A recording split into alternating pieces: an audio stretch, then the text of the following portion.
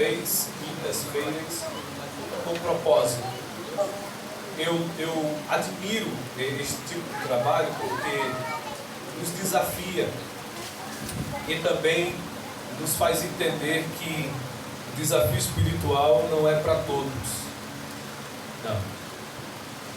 As hostes infernais da maldade estão sobre os olhos daqueles que professam a fé em Jesus. Sobretudo contra aqueles que, apesar das dificuldades e das muitas limitações, entendem que a única palavra vem do Senhor Jesus. Eu fico grato em ver, e para mim é bem desafiador estar aqui, porque os irmãos ficam bem pertinho.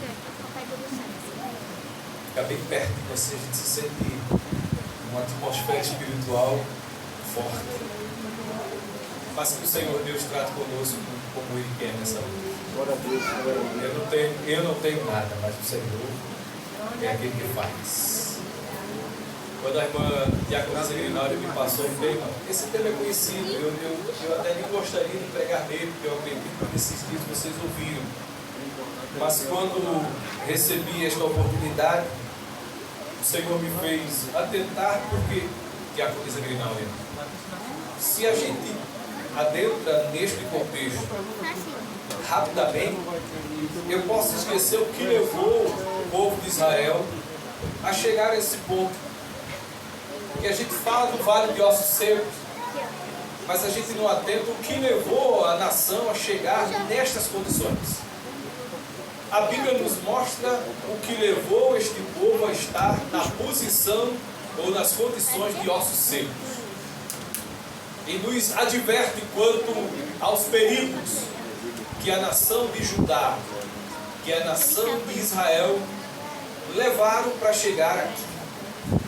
Eu li sim o que o profeta Jeremias anunciou, porque Jeremias é o profeta de Deus que vai fazer uso desta mensagem acompanhando os 5 últimos reis de Judá. Foram 5 homens que reinaram Judá no período em que Jeremias começou a profetizar. E eu penso que ele se tornou conhecido, a nação de Judá conhecia sim Jeremias. Jeremias tinha uma mensagem, assim como eu tenho uma mensagem nessa noite. Jeremias tinha uma mensagem. A mensagem de Deus, ela incomoda, principalmente quando ela é proferida sobre pessoas e nações que andam na contramão da palavra. Aqueles que se encontram em dívida com o Senhor não resistem a ouvir a palavra do Senhor como ela é, porque essa palavra ela vai até a divisão da alma, ela penetra a intimidade humana e ela vai onde o mais experiente médico não alcança. Ela vai até as juntas e medulas e é apta para discernir as intenções do coração. É por isso que quando Jesus deu um sermão lá no monte, e o povo começou a entender que a palavra de Deus é viva e eficaz, começou a ir embora. Jesus já olhou para os discípulos e disse: vocês também não vão? Pedro disse: para quem iremos nós? Tens as palavras de vida eterna. Quem lida com esta palavra, lida com o espelho, que reflete em nós quem nós somos de fato. Passar 2 horas aqui, eu posso pintar uma imagem distorcida daquilo que realmente sou ou não. Sim. Mas o Deus que nos trouxe aqui nos conhece, não somente aqui, mas em casa, no trabalho, na comunidade. Profeta Jeremias, capítulo 5, versículo número 30. 2. Profeta Jeremias, no capítulo 5, versículo 30, ele diz: uma coisa espantosa e horrenda se anda fazendo na terra? Versículo 31. Os profetas profetizaram falsamente, e os sacerdotes dominaram de mãos dadas com eles. E é o que deseja o meu povo, porém, que fareis quando estas coisas chegarem a seu fim? Pelo menos 3 coisas que levaram o povo a sofrer grandes consequências. Uma delas é a falta de temor a Deus. Uma das coisas que leva a nação, o ser humano, a família, é a falta de temor a Deus. Por contrário, o princípio da sabedoria é o temor. A falta de temor a Deus levou uma nação inteira a grandes catástrofes em todos os aspectos. E eu quero te dizer uma coisa: por mais inteligente que você seja, por mais gabaritado que você seja, nunca esqueça uma coisa: o temor ao Senhor é o princípio da sabedoria. Quem teme a Deus é sábio. Eu não estou falando de ter medo. Deus não quer que você tenha medo dele. Deus quer que você seja temente a Ele. Que Deus quer compartilhar com você momentos de intimidades. Deus quer se revelar para você, anunciar grandes coisas que você nem imagina. Deus nos permite esta relação. Sobretudo, sejamos tementes a Deus. Em segundo lugar, provocaram a ira de Deus. Eles provocaram a ira de Deus. Quando a gente lê no livro do profeta Ezequiel, capítulo 8, versículo 17, diz assim: então me disse, vês isto, filho do homem, há porventura coisa mais leviana para a casa de Judá do que tais abominações que se fazem aqui? Havendo enchido a terra de violência, tornaram a irritar-me, e eles chegaram o ramo ao seu nariz. A nação de Israel provocou a ira de Deus. Quiseram um rei, não aceitaram o governo chamado teocrático. O governo teocrático é o governo não regido por homens, mas é o próprio Deus, determinando as ordens, determinando o seu querer sobre a nação. Porque a Bíblia diz: feliz é a nação cujo Deus é o Senhor. E em terceiro lugar, a banalização daquilo que Deus tem por sagrado é o que tem levado muitos à ruína. Você vai lembrar do rei Belsazar, quando estava no templo lá, dando banquete para seus miúdos, para suas mulheres e concubinas, lá no capítulo 5 do profeta Daniel. E ele mandou trazer os utensílios sagrados que haviam sido tirados por Nabucodonosor do templo. E eu penso que o problema de Nabucodonosor, do rei Belsazar, não foi beber vinho. O problema de Belsazar não foi dar um banquete. O problema de Belsazar foi beber vinho em taças consagradas a Deus. Porque o mundo vai de mal a pior. O problema não é o mundo em seu sistema. O problema é a decisão que os seres humanos tomam diante de Deus. Há quem pensa que pode tocar nas coisas sagradas de Deus. Há quem pensa que possa transitar no meio das coisas de Deus e sair ileso. Deus não é homem para que minta. De Deus não se zomba. Deus nunca será escarnecido. Mandaram trazer os utensílios sagrados da casa do Senhor, e a Bíblia diz que de repente apareceu uma mensagem na caiadura da parede. Ninguém conseguiu entender o que estava escrito. Naquele momento deu-se a sentença: contado foi os teus dias, pesado foste na balança e fosse achado em falta. Naquela mesma noite entrou os assírios, invadiu Babilônia e destruiu o reinado, porque de Deus não se zomba. Você pode ter uma carinha de pobrezinho feito a minha, mas não entra para tocar, porque somos vasos escolhidos de Deus, separados para a honra e glória. Há quem olhe para a gente e subestime a gente. Olha dos pés à cabeça, não dá R$1, 10 centavos para a gente. Mas Deus nos tem por preciosos. Pode até se levantar, mas se levanta para cair. A nação de Israel entrou nesse caminho. No capítulo 6, versículo 10, Jeremias dizendo: quem falarei e testemunharei para que ouça? Eis que os seus ouvidos estão incircuncisos e não podem ouvir.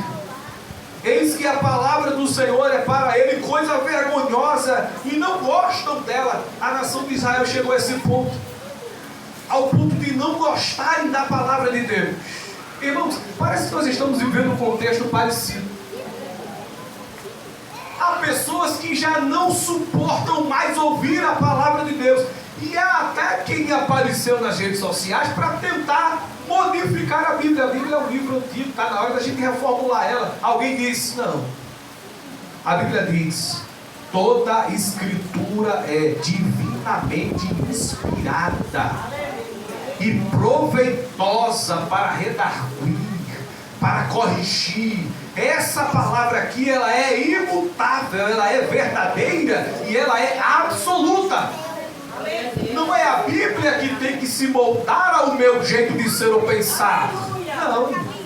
Somos nós, pecadores, que temos que nos prostrar diante da palavra inefável de Deus. A nação não quis entender esse princípio. E é bom quando a gente para ouvir a palavra, porque daqui para frente continua errando quem quiser. Mas Deus está nos orientando nessa noite. O povo de Israel não foi pego de surpresa.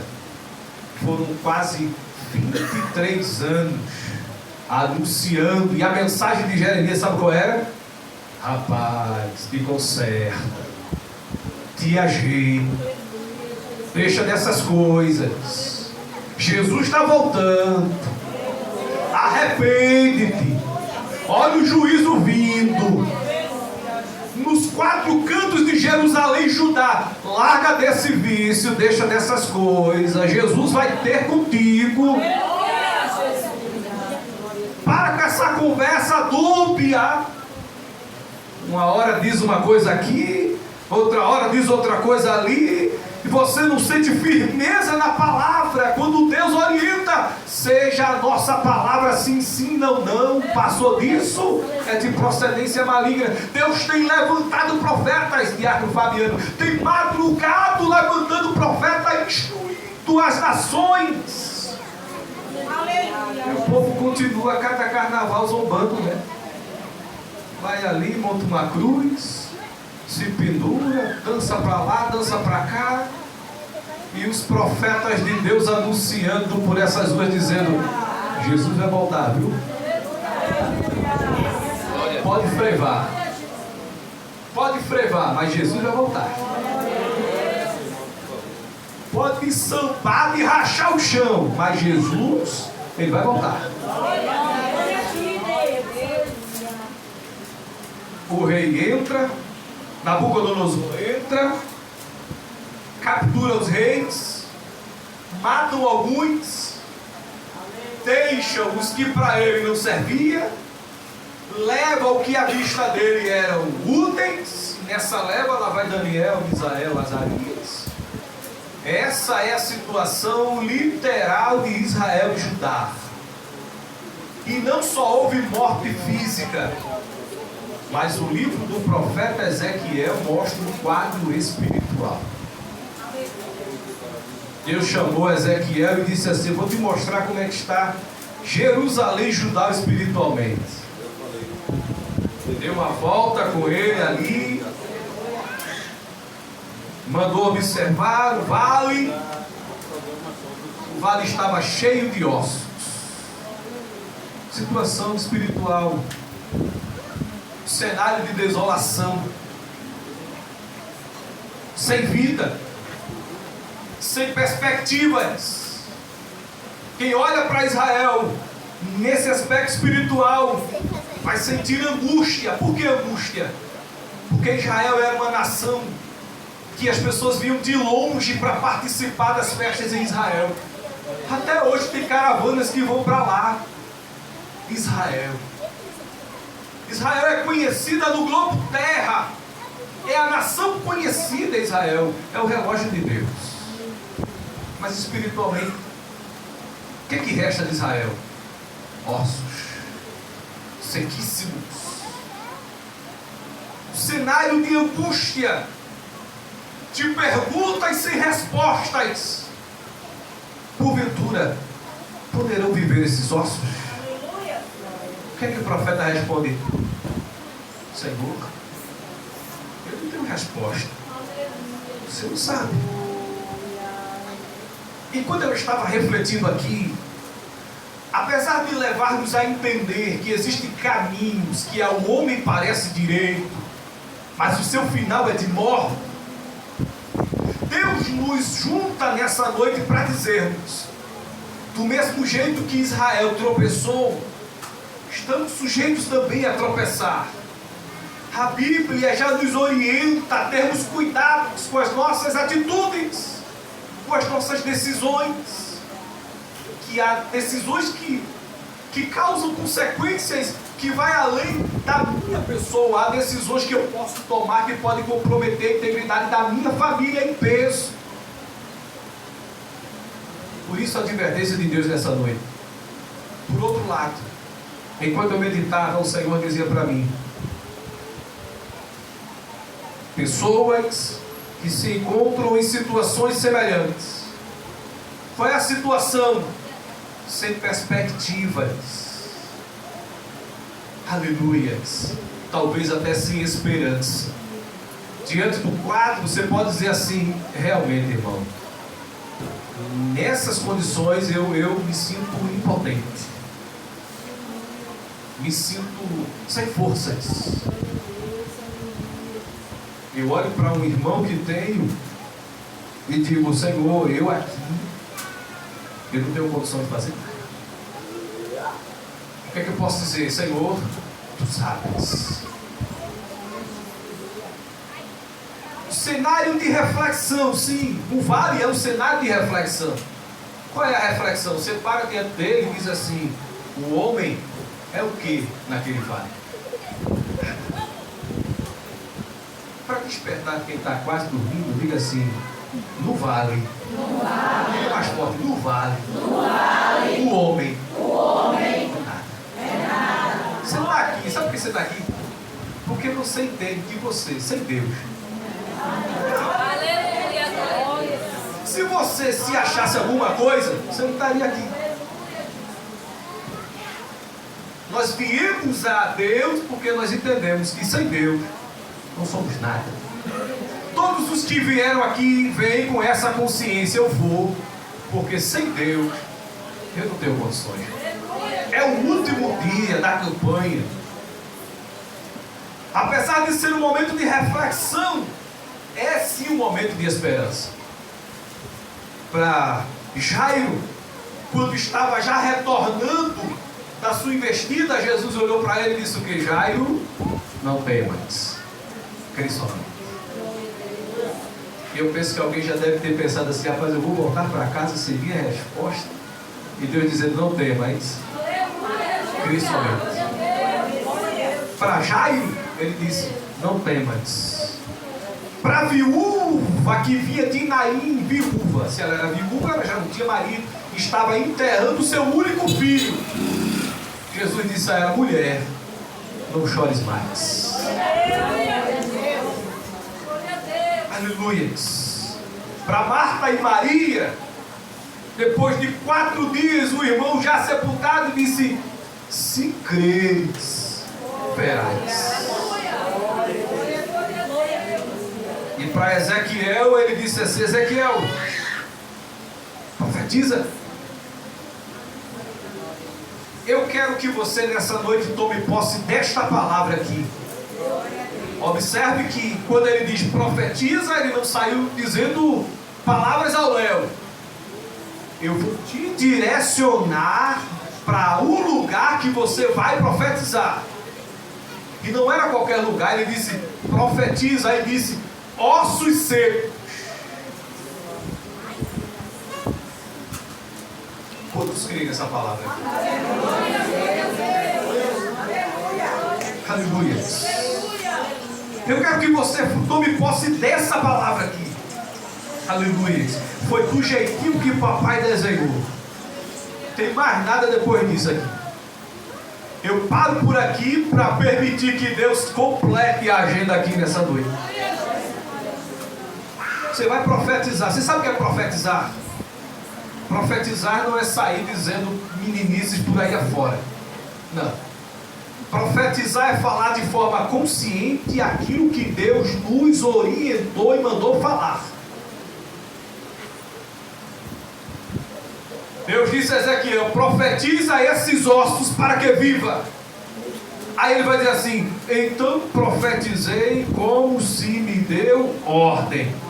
O Senhor mandou, eu posso falar. E a profecia de Ezequiel é direcionada. Existe algo que você está esperando de Deus, um rebuliço. Aleluia. Você vai profetizar na tua mente. Eu não quero nem saber o que é. Nem quero que você me diga. Não abra nem a boca. Você vai profetizar na sua mente. Porque Deus conhece o que se passa na tua mente. Eu não quero nem conhecer. Por esta palavra você vai fechar os teus olhos e vai dizer assim: Senhor, faça um rebuliço aqui. É aqui, Senhor. Eu vim buscar do Senhor uma palavra para esta finalidade aqui. Enquanto eu estou aqui, eu vou pedir a meu Deus que vá lá na tua mente e vá naquilo que você está ligando e faça um rebuliço chá para a glória de Deus.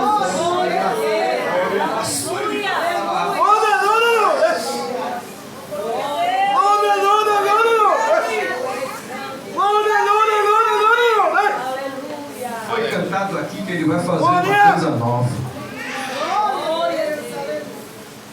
Feche os seus olhos.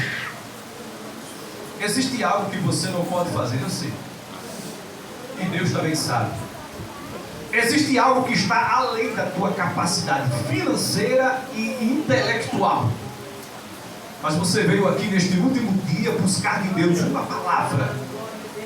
E receba de Deus a permissão para profetizar. Deus quer ouvir na mente você dizer: vá lá e faça assim. Eu quero que o Senhor faça assim. E você vai profetizar como Ele te ordena nessa noite. Em nome de Jesus. Em nome de Jesus. Em nome de Jesus. Em nome de Jesus. Libertação. Provisão. Resposta e processo. Que o homem disse: está difícil. Parente rebelde, marido insubordinado aos teus olhos, mas profetiza, profetiza cura para a tua vida, cura para a tua família.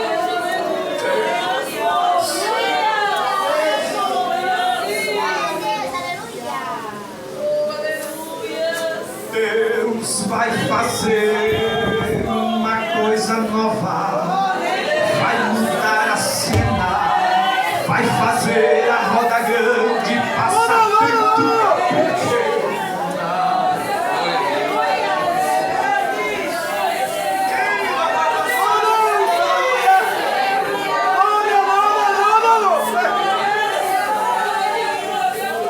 Aos teus olhos impossível, mas para Deus nada é impossível.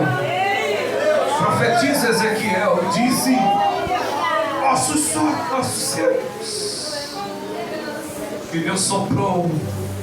Lá vem tendões, lá vem pele, cada osso se juntando a seu osso. É Deus organizando o cenário, é Deus trazendo à existência as coisas que são, é Deus desmanchando as arapucas de Satanás e fazendo conforme seu querer. Está bagunçado, não está? Mas Deus vai organizar.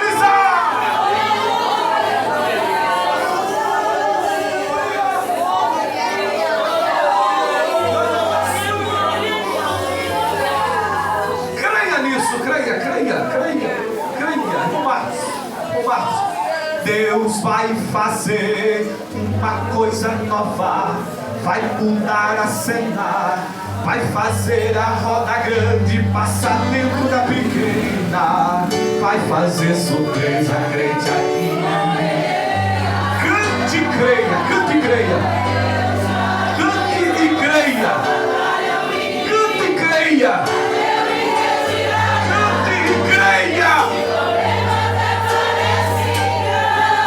Mas para teu Deus, é nada. Esse negócio aí. Dê lugar. Glória a Deus. Nosso Deus é nada. Isso aí é nada. É nada. Olha aí, para nosso Deus é nada. Aí, para nosso Deus é nada. Esse negócio aí é nada. Nosso Deus é nada. Deus vai fazer